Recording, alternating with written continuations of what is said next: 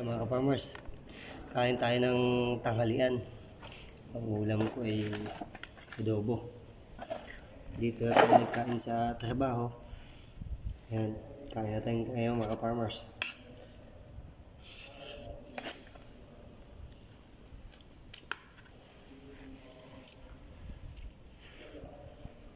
Magkain mga ka-farmers sa aking pwesto.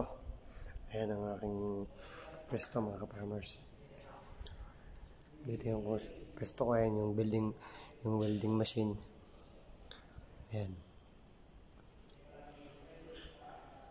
Dito ko na dinala yung aking bagong ulam para ako hindi na lumabas ng building.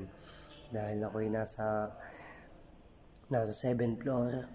Medyo mahirap umakyat at bumaba sa hagdan. Napakataas. Ayan, kaya better na dito na lang ako kumain sa aking pwesto.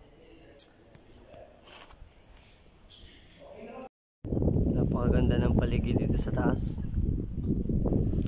Ayan, tapos na akong kumain at medyo sumilip ako dito sa bintana ng aming building na pinagtatrabahuhan. Napakahangin dito sa taas at fresh na fresh ang hangin dahil tabing dagat. Ayan, ito yung dagat ng Talaan, Sariaya, Quezon. Parang may bangka pa dun sa unahan. Ay, meron nga. Sila yung mga nangingisda dito. Nakakabot yun ng Marinduque. Yung mga yan.